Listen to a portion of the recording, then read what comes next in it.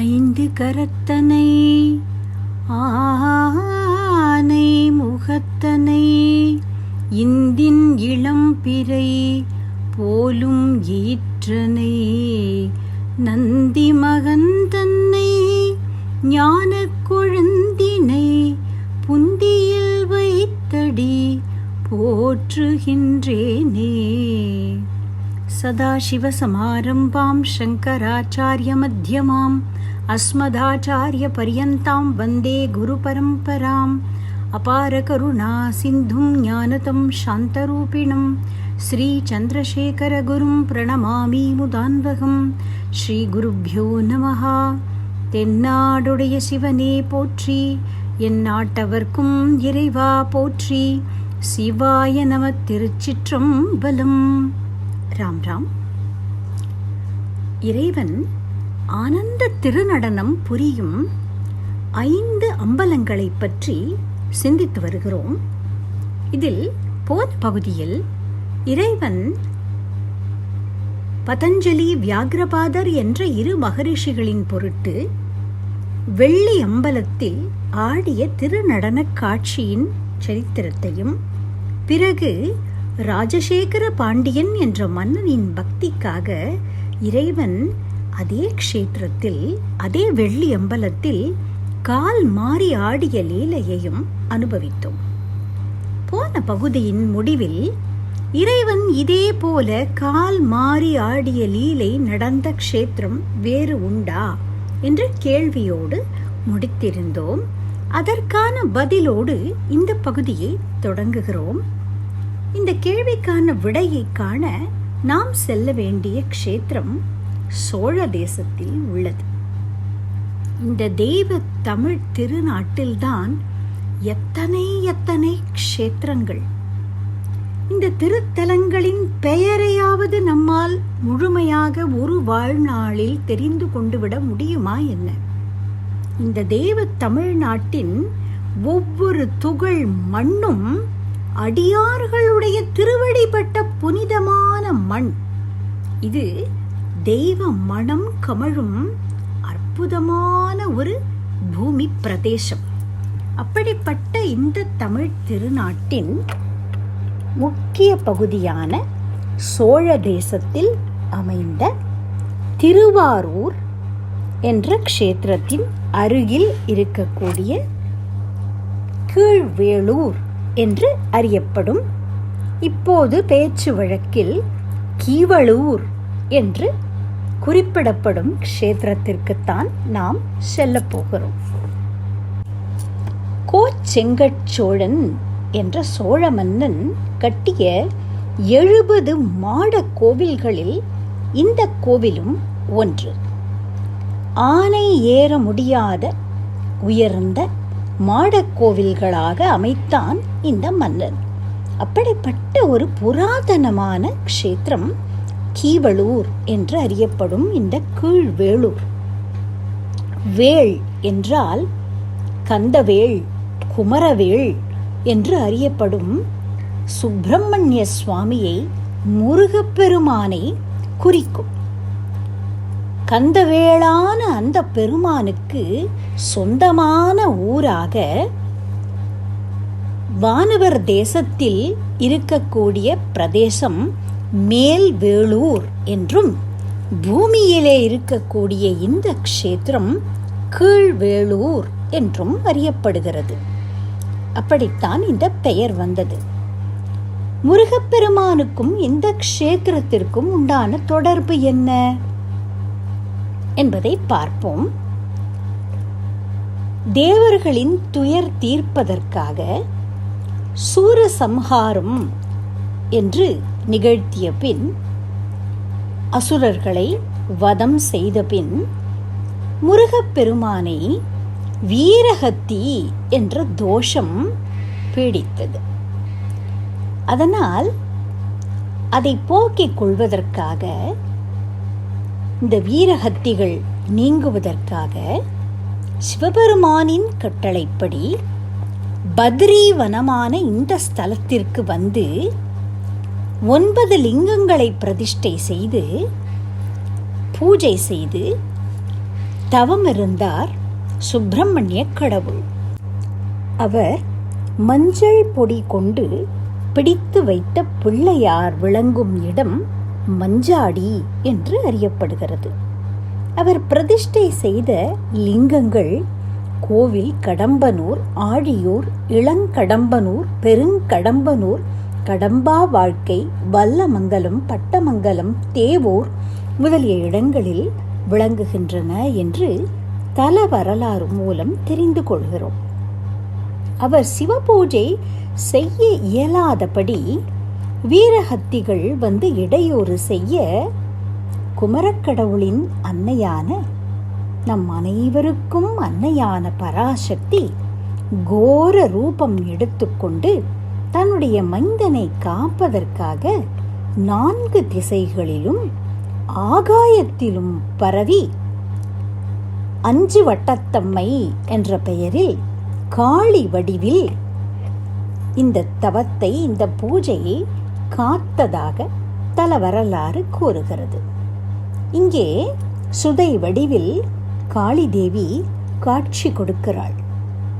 இவ்வாறு அன்னையின் அனுக்கிரகத்தால் முருகப்பெருமானின் தவம் இனிதே நிறைவேறியது. வீரஹத்திகள் ஓடின. இந்த தவ கோலத்திலேயே சுப்பிரமணிய சுவாமி இங்கே அருட்காட்சி கொடுக்கிறார். அப்படி முருகப்பெருமானுக்கென்றே பிரத்யேகமாக ஏற்பட்ட இந்த க்ஷேத்திரத்தில் அருள் பாலிக்கக்கூடிய சிவபெருமானுக்கு பெயர் அக்ஷயலிங்கர். க்ஷயம் என்றால் அழிவு, கேடு. அது இல்லாதவர், அதை நீக்குபவர் அக்ஷயலிங்கர். இவரை நம்முடைய அப்பர் சுவாமிகள் கேடிலி என்ற அழகான தமிழ் பெயரால் அழைக்கிறார். இந்த ஸ்தலத்திற்கு வந்த அப்பர் பெருமான் சொல்பாவும் பொருள் தெரிந்து தூய்மை நோக்கி மனத்து இருளை வாங்காதானை நல்பான்மை அறியாத நாயினேனை நன்னெறிக்கே செல்லும் வண்ணம் நல்கினானே, பல்பாவும் வாயாரப் பாடி ஆடி பணிந்து எழுந்து குனிந்து அடைந்தார் பாவம் போக்க இல்பானை கீழ்வேளூர் ஆளும் கோவை கேடு இலியை நாடும் அவர் கேடிலாரே என்று அக்ஷயலிங்கரான இந்த பெருமானை கேடிலியை அடைந்தவர்களும் எந்தவிதமான துன்பங்களும் இல்லாமல் அவை நீங்கப் பெறுவார்கள் என்று குறிப்பிடுகிறார். இப்பேற்பட்ட இந்த க்ஷேத்திரத்தில் கால் மாறி ஆடிய லீலை நடந்ததென்னே என்பதை நாம் தல வரலாற்றிலிருந்து தெரிந்து கொள்கிறோம். அழகான விரித்த செஞ்சடையுடன் முயலகன் மீது நடனமாடும் நிலையில் 10 திருக்கரங்களோடு தன்னுடைய இடது பாதத்தை ஊன்றி வலது பாதத்தை தூக்கி நின்று சபாபதி தரிசனம் தருகிறார். அருகிலேயே சிவகாமி அன்னை விளங்க, சின்னஞ்சிறிய வடிவில் அகஸ்திய மகரிஷி அருகில் இருக்க, தாளம் போட்டுக்கொண்டு பிரம்மதேவன் விளங்க, மத்தளம் வாசித்தபடி திருமால் நிற்க, மகாலட்சுமி தாயார் கரதாளம் போட, சரஸ்வதி தேவி வீணை வாசித்துக் கொண்டிருக்கும் அற்புதமான எழிற்கோலத்தோடு இங்கே இந்த சபை விளங்குகிறது. இப்படிப்பட்ட இந்த திருநடனம் நடந்தது எந்த சந்தர்ப்பத்தில்? இறைவனுக்கு கைலையிலே உமாதேவியோடு நடக்க இருந்த திருமணத்தை காண, அந்த திருமண விழாவிலே பங்கேற்க எல்லோரும் வடதிசை சென்றுவிட, இதனால் வடதிசை தாழ்ந்து தென் திசை உயர்ந்தது. இந்த உயர்வு தாழ்வை சமன் செய்வதற்காக சிவபெருமான் குருமுனியாம் அகஸ்திய மகரிஷியை தென் திசைக்கு செல்லுமாறு பணித்தார். தன்னுடைய திருமண கோலத்தோடு தென் திசையில் வந்து அகஸ்திய மகரிஷிக்கு தரிசனம் தருவதாக வாக்களித்தார். அதன்படியே அகஸ்திய மகரிஷியும் தென் திசைக்கு வந்தார். பிறகு பொதிகை மலையில் தங்கினார். இவ்வாறு தன்னுடைய ஆணை ஏற்று தென்திசை வந்த அகஸ்திய மகரிஷிக்காக இறைவனும் உமாதேவியோடு பல க்ஷேத்திரங்களில் தன்னுடைய திருமண கோலத்தை காட்டி அருளியதாக அந்தந்த க்ஷேத்திரங்களின் தல வரலாறு கூறும். இப்படி இந்த கீழ் வேளூரிலும் அகஸ்திய மகரிஷிக்கு ஐயன் தன்னுடைய திருமண கோலத்தை காட்டி அருளினார். அந்த சந்தர்ப்பத்தில் அகஸ்தியருக்கு ஒரு ஆசை ஏற்பட்டது. ஐயனுடைய பேரழகு கொஞ்சம் தாண்டவ திருக்கோலத்தையும் தரிசிக்க வேண்டும் என்று ஆசைப்பட்டார்.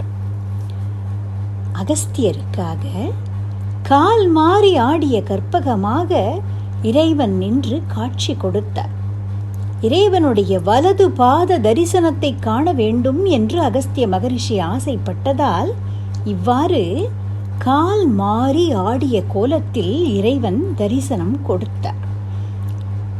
மதுரையிலே இருக்கக்கூடிய வெள்ளி அம்பலத்தில் தாண்டவ திருமேனி கல்லிலே வடிக்கப்பட்டிருக்கிறது.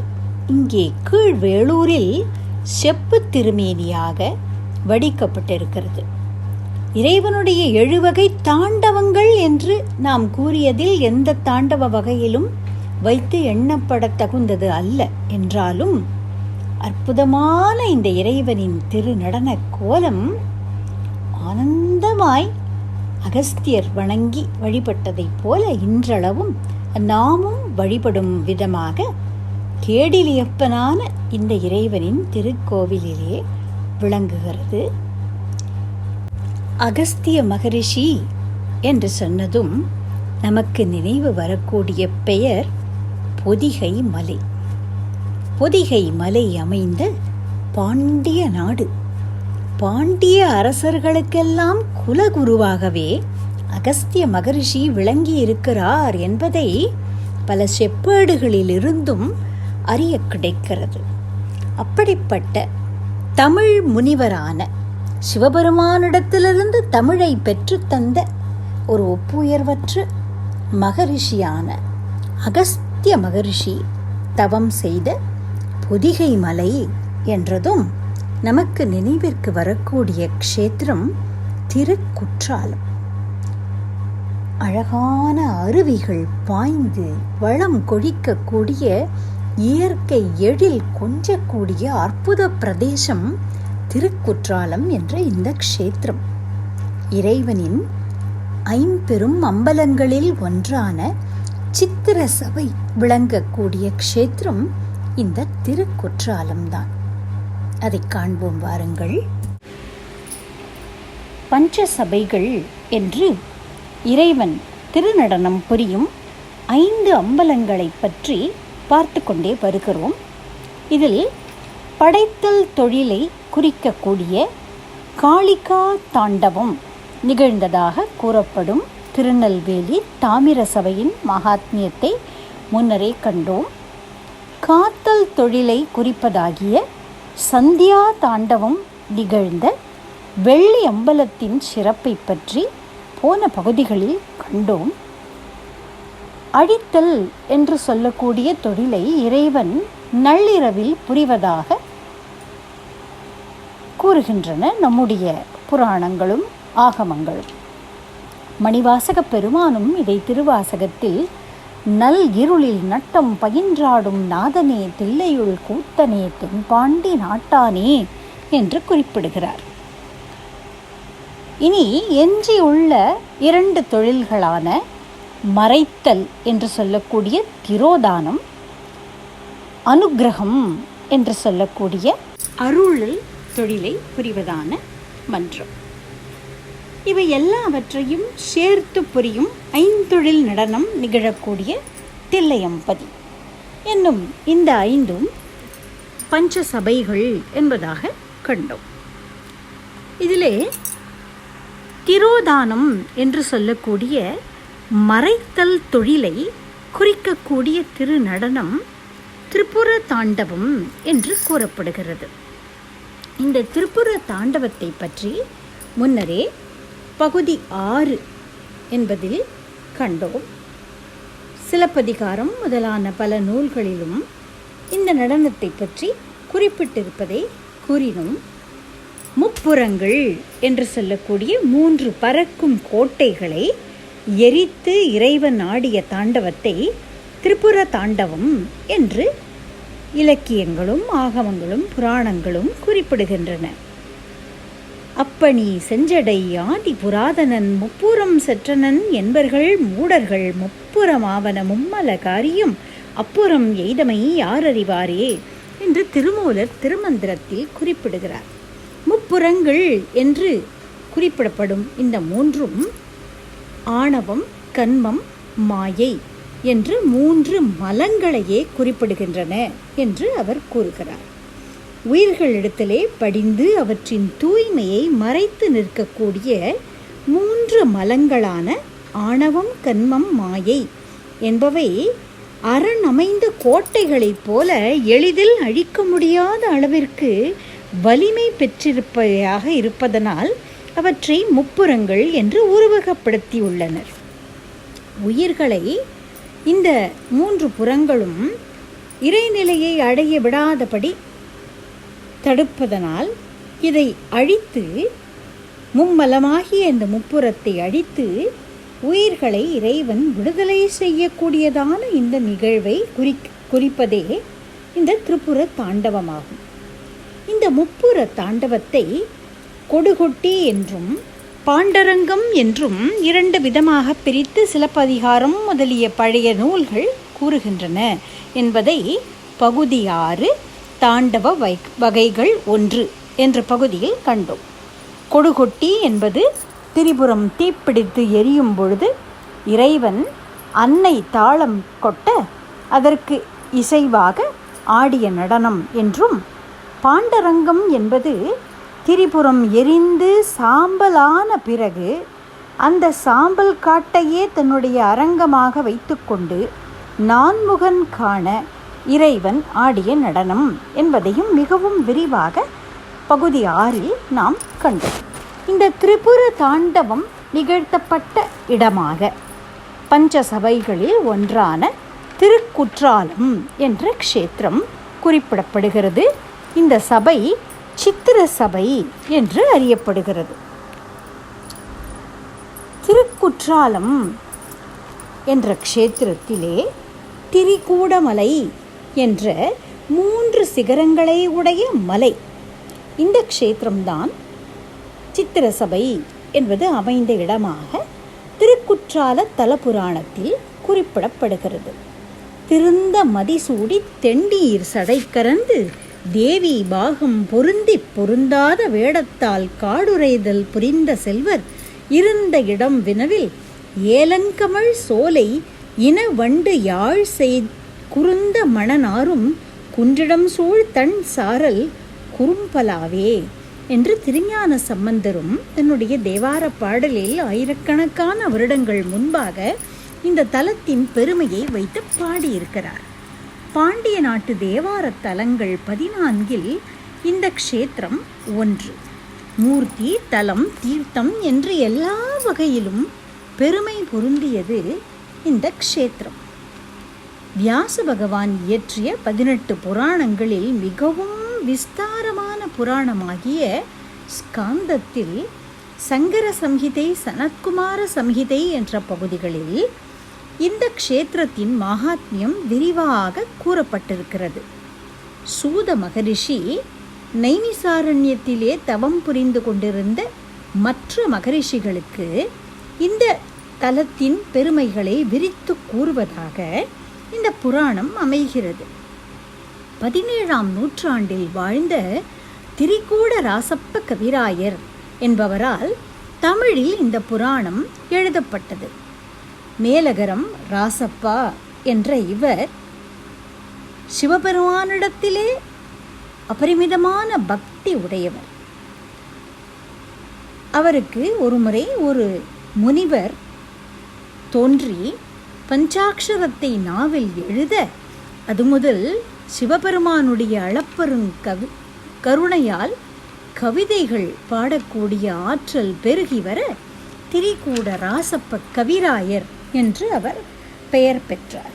அவரால் இயற்றப்பட்ட திருக்குற்றால புராணத்தை அடிப்படையாக கொண்டு இந்த ஸ்தலத்தின் மகாத்மியத்தை காண்போம். வானாகி வழியாகி கனலாகி புனலாகி வளர்ப்பாராகி ஊனாகி உயிராகி ஒன்றாகி பலவாகி உலகம் யாவும் தானாகி புறமாகி அகமாகி அறம் வளர்த்தாள் தாளம் ஏந்த கோனாகி நடம்புரியும் சித்திர பொற்பொதுவுடையான் கோலம் போற்றி என்று தொழுது இந்த புராணத்தை தொடங்குகிறார். சூத மகரிஷி நைமிசாரண்யத்து மகரிஷிகளுக்கு உரைப்பதாக இந்த புராணம் விரிகிறது. வியாச பகவான் எழுதிய 18 புராணங்களில் காருடம், நாரதம், விஷ்ணு புராணம், பாகவதம் போன்றவை மாதவனின் பெருமைகளை கூறக்கூடிய விஷ்ணுபரமான புராணங்கள். பிரம்ம வைவர்த்த புராணம் சூரிய பகவானின் பெருமையை விரித்து கூறுகிறது. ஆக்ஞேயம் என்று சொல்லக்கூடிய புராணம் அக்னி புராணம் அக்னி பகவானின் பெருமையை குறிப்பிடுகிறது. பத்ம புராணமும் பிரம்ம புராணமும் பிரம்மதேவனின் பெருமைகளை விரிவாக எடுத்துரைக்கின்றன. மத்ஸ்ய, வாமன, கூர்ம, வராக, மார்க்கண்டேய, பவிஷ்ய, ஸ்காந்த, லிங்க, பிரம்மாண்ட, சிவபுராணம் என்று சொல்லக்கூடிய 10 புராணங்கள் சிவபெருமானின் பெருமையை விரிவாக எடுத்து கூறுகின்றன. அப்படிப்பட்ட இந்த புராணங்களில் ஸ்காந்தத்தில் குறிப்பிடப்பட்ட தல மகாத்மியத்தை தான் நாம் இப்போது பார்க்கிறோம். இந்த க்ஷேத்திரம், திருக்குற்றாலம் என்ற இந்த க்ஷேத்திரம் புட்டார்ஜுனபுரம் என்று பெயர் பெற்றது. மல்லிகார்ஜுனம் என்பது ஆந்திர மாநிலத்தில் உள்ளது. மத்தியார்ஜுனம் என்று சொல்லக்கூடிய திரு இடை மருதூர் சோழ தேசத்தில் உள்ளது. புட்டார்ஜுனம் என்று சொல்லக்கூடிய இந்த க்ஷேத்திரம் பாண்டிய நாட்டில் விளங்கக்கூடிய திருக்குற்றால க்ஷேத்திரம். இதற்கு இந்த பெயர் வந்த காரணம் என்ன என்பதற்கு சுவாரஸ்யமான ஒரு புராண குறிப்பு உள்ளது. பாசுபதம் வேண்டி அர்ஜுனன் சிவபெருமானை நோக்கி தவம் இருந்தபோது அவனுக்கு அனுகிரகம் செய்ய விழைந்த சிவபெருமான் தான் ஒரு வேடுவனைப் போல கிராத வேடம் பூண்டு உமையோடு வர அங்கே ஒரு காட்டுப் பன்றி அர்ஜுனனை தாக்க விரைய அதை கொல்வதற்காக வேடன் வடிவத்திலே இருந்த சிவபெருமான் அம்பு எய்ய அர்ஜுனனும் அம்பை எழுது வீழ்த்த யார் முதலில் அந்த வராகத்தை கொன்றது என்பது குறித்து இருவருக்கும் வாக்குவாதம் ஏற்பட சிவபெருமான் அர்ஜுனனின் வில்லுக்கு தகுந்த பதிலடி கொடுக்க உமையம்மை அதை பார்த்து நகைக்க சினம் கொண்ட அர்ஜுனன் தன்னுடைய வில்லால் சிவபெருமானை நைய புடைத்தான். இருவருக்கும் மல்யுத்தம் நிகழ்ந்தது. சிவபெருமானை தழுவி யுத்தம் செய்ததும் பரம்பொருளின் ஸ்பர்ஷம் பட்டு அர்ஜுனனுக்கு மெய்யுணர்வு ஏற்பட்டது. சிவபெருமானும் தன்னுடைய அற்புதமான கோலத்தை அவனுக்கு காட்டி அனுகிரகித்து பாசுபதம் வழங்கி ஆசீர்வாதம் செய்தார். அதற்கு பிறகு அர்ஜுனன் தான் அன்றாடம் சிவபூஜை செய்யக்கூடிய சிவலிங்கம் அமைந்த அந்த பெட்டி, சம்புடம் என்று அழைக்கப்படும் அந்த பூஜை செய்யக்கூடிய அந்த பாத்திரம், அதை காணாமல் தவிக்க சிவபெருமான் அவனுக்கு காட்சி கொடுத்து திருக்குற்றாலம் என்ற இந்த க்ஷேத்திரத்திலே சென்று அந்த புடம், சம்புடத்தை அடைவாயாக என்று சொல்ல அர்ஜுனன் இந்த க்ஷேத்திரத்திற்கு வந்து தன்னுடைய அந்த பூஜா பாத்திரத்தை திரும்ப கிடைக்க பெற்றதனால் புட்டார்ஜுனபுரம் என இந்த ஊர் பெயர் பெற்றது என்று கூறப்படுகிறது. ஊற்றிருந்த தேன் கமலம் மேல் உவரி மேல் ஓங்கு அன்மேல் அன்னம் புல் ஏறு ஏற்றிருந்து முச்செயல் செய்வான் மூவடிவு எடுப்பவர்க்கு இடமாக மாற்றிருந்த பொன் மேகலை மூன்றொடும் வயங்கு தெக்கணம் மேவி வீற்றிருந்ததோர் வடநெடுஞ்சைலமே விரிதமிழ் திரிகூடம் என்று இதன் பெருமை குறிப்பிடப்படுகிறது. 3 சிகரங்களை உடைய மலை அமைந்த பிரதேசம் இந்த திருக்குற்றால திருத்தலம். கஜேந்திர மோக்ஷம் என்று ஸ்ரீமத் பாகவதத்திலே விளக்கப்படக்கூடிய அந்த புண்ணியமான சரித்திரம் நிகழ்ந்த இடமாக இந்த க்ஷேத்திரம் குறிப்பிடப்படுகிறது. பாண்டிய தேசத்திலே இந்திரத்யும்னன் என்ற அரசன் அரசாட்சி புரிந்து வந்தான். தவ முனிவரான அகஸ்தியர் ஒருமுறை அவனை காண வந்தபோது அவரை கவனியாது அலட்சியமாக தன்னுடைய பூஜையிலேயே ஈடுபட்டவனாய் இருந்தான்.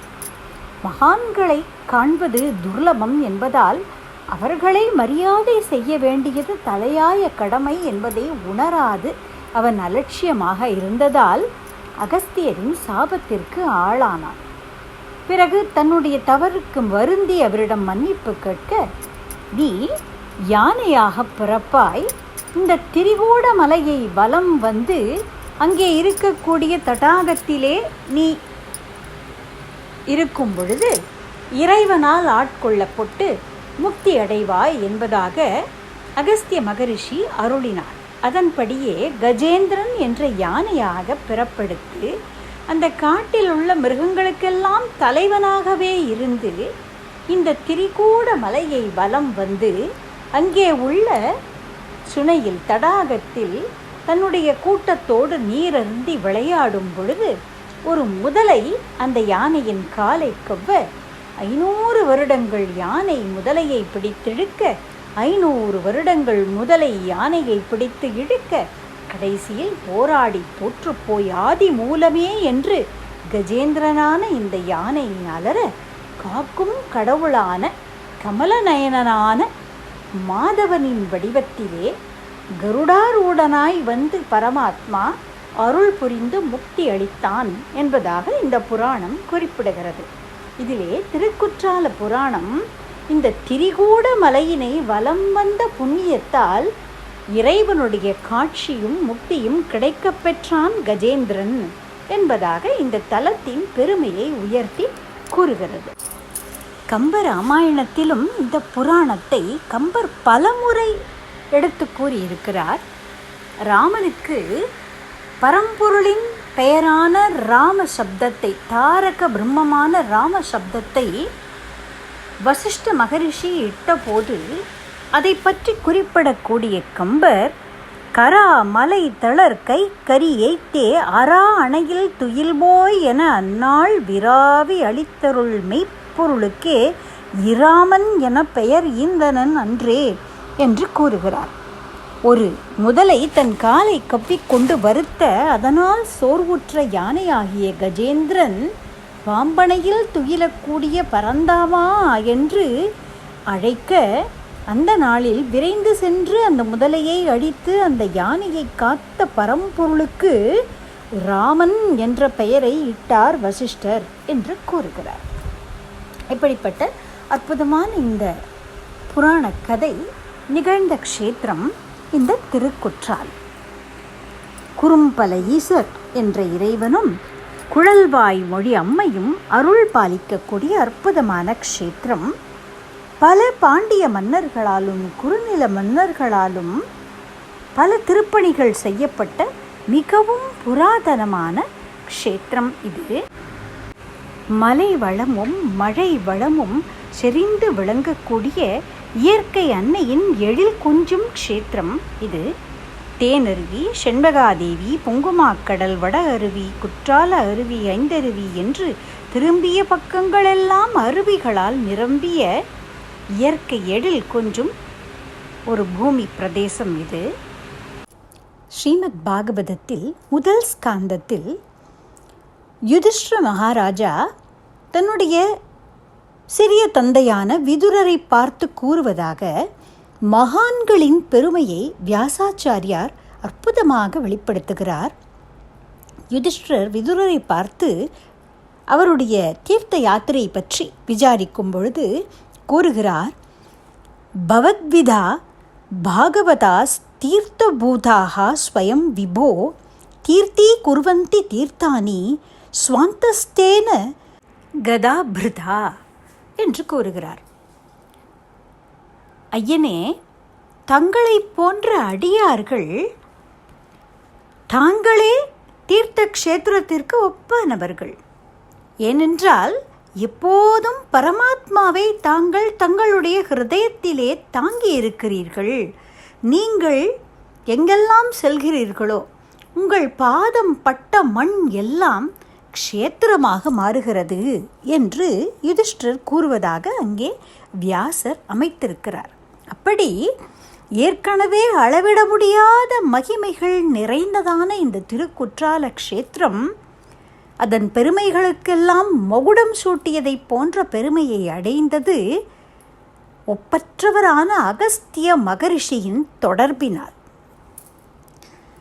சிவபார்வதி திருமணம் கையிலையில் நடந்தபோது 3 உலகங்களும் அங்கே கூடிவிட்டதால் தென்புறம் உயர்ந்து விட்டது, வடதிசை தாழ்ந்து போனது கனம் தாங்காதபடியால். அப்போது இதை சமன் செய்வதற்கு மகிமை பொருந்திய ஒருவரை தென்புலத்திற்கு அனுப்ப வேண்டும் என்று இறைவன் கருதினார். ஒப்பிட முடியாத தவசீலரான குடமுனி என்று கலசத்திலிருந்து தோன்றியவரான லோபாமுத்ரையின் கணவரான காவிரி நதி தமிழ்நாட்டிற்கு வருவதற்கு காரணபூதராய் விளங்கிய மகரிஷியான ராமாவதார காலத்தில் ராமனுக்கு வைஷ்ணவமான அஸ்திரங்களை வழங்கி பிறகு யுத்த காண்டத்திலே வந்து காட்சி கொடுத்து ஆதித்ய ஹிருதயம் என்ற ஒப்பற்ற அந்த தோத்திரத்தை ராமபிரானுக்கு உபதேசித்து அருளி இப்படி பல பெருமைகளுக்கு உரியவரான அகஸ்திய மகரிஷியை இந்த செயலை செய்வதற்கு சிவபெருமான் தேர்ந்தெடுத்தார். அப்போது சிவபெருமானின் ஆணையால் தென்புலத்திற்கு வந்தார் அகஸ்திய மகரிஷி. பொதிகை மலைக்கு வந்த அகஸ்திய மகரிஷி இந்த திருக்குற்றால க்ஷேத்திரத்திற்கு வந்து சிவபூஜை செய்ய இடம் தேடினார். அப்போது இந்த திரிகூட மலையில் நாராயணனின் கோவில் ஒன்று இருந்தது. மேலும் இந்த கதையை பார்ப்பதற்கு முன் நாம் ஒரு உண்மையை மனதில் நன்றாக தெளிவாக இருத்திக் கொண்டு தொடர வேண்டும். பரமேஸ்வரன் என்பதும் பரந்தாமன் என்பதும் பரம்பொருளுக்கு இருக்கக்கூடிய இரு வேறு உருவங்கள். ஒரு நாணயத்திற்கு எவ்வாறு 2 பக்கங்கள் உண்டோ அதே போல ஒன்றே ஆன பரம்பொருளுக்கு சிவ விஷ்ணு என்பது இருவேறு உருவங்கள். இதை குறிப்பதாகத்தான் சங்கர நாராயணன் என்ற கோலத்தில் இறைவன் அருள் பாலிக்கிறான். இதையே சிவவாக்கிய சித்தரும் இடது கண்கள் சந்திரன், வலது கண்கள் சூரியன், இடக்கை சங்கு சக்கரம், வலக்கை சூலம் மான் மழு, எடுத்த பாதம் நீள்முடி, எண் திசைக்கும் அப்புறம் உடல் கலந்து நின்ற மாயம் யாவர் காண வல்லரே என்று அற்புதமாக இந்த சங்கர நாராயண ரூபத்தை பாடியிருக்கிறார். அப்படி வேறுபாடில்லாத ஒரே இறைவனான அந்த பரம்பொருள் நாராயண ரூபத்தில் அந்த க்ஷேத்திரத்தில் கோவில் கொண்டு வழங்கினார். பெருமானை தரிசிக்க விரும்பிய அகஸ்தியர் கோவிலுக்குள் சென்றார். திருவெண்ணீரும் ருத்ராட்சமும் அணிந்து சிவவேடத்தில் இருந்த அகத்தியரை உள்ளே விட மறுத்தனர் அங்கிருந்த துவாரபாலகர்கள். இதனால் அவர் வருந்தி அருகில் உள்ள இளஞ்சி என்ற இடத்தில் இருக்கும் குமரக்கடவுளை சென்று வணங்க அவருக்கு காட்சி கொடுத்த முருகப்பெருமான் வைணவ வேடத்தில் உள்ளே சென்று வணங்கும்படி கூறினார். முருகப்பெருமானின் ஆணைப்படியே துளப மாலையும் திரு மண் காப்பும் அணிந்தவராய் கோவிலுக்குள் சென்றார் அகத்தியர். பூஜைக்கு வேண்டிய திரவியங்களையெல்லாம் எடுத்து வருமாறு அங்கே இருந்த பணி செய்யக்கூடியவர்களை அனுப்பியவர் திருமாலை வணங்கி விஸ்வரூபம் எடுத்து அவரின் தலையில் தன் கையை வைத்து அவரை குற்றாலநாதராக சிவலிங்க ஸ்வரூபமாக ஆக்கினார் என்று தலபுராணம் கூறுகிறது. அங்கே இருந்த நாராயணனை சங்கவீதியின் தென்மேற்கு பக்கத்தில் நன்னகரப் பெருமாள் என்ற பெயரில் வழிபடவும் அவர் ஏற்பாடு செய்தார். இப்படி விஷ்ணு ஸ்வரூபமாய் இருந்து சிவலிங்கமாய் மாறியவர் இந்த குறும்பல ஈசர். அகத்தியர் தலையை தொட்டு அழுத்தியதால் ஈசனுக்கு அவருடைய கை விரல்கள் பதிந்து விட்டது. அவைகளை இந்த லிங்க திருமேனியிலே இப்போதும் காண கிடைக்கிறது. இதனால் ஈசனுக்கு ஏற்பட்ட தலைவலி நீங்கும் பொருட்டு தினமும் தைல அபிஷேகம் நடைபெறுகிறது. பல வகையான மூலிகை பொருட்கள் சேர்க்கப்பட்டு அந்த சாற்றிலே நல்லெண்ணெய் சேர்த்து தைலம் தயார் செய்யப்பட்டு அபிஷேகம் செய்து அது பிரசாதமாக அடியவர்களுக்கு வழங்கப்படுகிறது. எப்போதும் அடிக்கக்கூடிய குளிர்ந்த காற்றும் பல அருவிகள் பாய்வதால் ஏற்படக்கூடிய சாரலும் இறைவனுக்கு குளிர்ச்சியை கொடுத்து அதனால் அவருக்கு குளிர் ஜுரம் போன்றவை வராமல் இருக்க தினமும் அர்த்தஜாம பூஜையில் குடுமி நைவேத்தியம் என்று செய்யப்படுகிறது. சுக்கு, மிளகு, கடுக்காய் மற்றும் பல மூலிகைகளை கொண்டு கஷாயம் தயார் செய்யப்பட்டு அது இறைவனுக்கு நிவேதனம் செய்யப்பட்டு அர்த்தஜாம பூஜைக்கு பிறகு பிரசாதமாக வழங்கப்படுகிறது. இது பல வகையான நோய்களுக்கும் அருமருந்தாக அமைகிறது என்பது இன்றளவும் அடியவர்களின் நம்பிக்கையாக விளங்குகிறது. இப்படி பல மகிமைகள் நிறைந்த இந்த குற்றால ஸ்தலத்திலே இறைவன் குறும்பல ஈசராக விளங்குகிறார். ஸ்ரீதேவி, பூதேவி என்று மகாவிஷ்ணுவுக்கு 2 தேவிகளாக அந்த கோவிலில் முன்னம் அருள் பாலித்து வந்த அந்த சக்திகளையே அகஸ்திய மகரிஷி ஸ்ரீதேவியை குழல்வாய்மொழி அம்மையாகவும் பூதேவியை பராசக்தியாகவும் மாற்றி அமைத்தார் என்று கூறப்படுகிறது.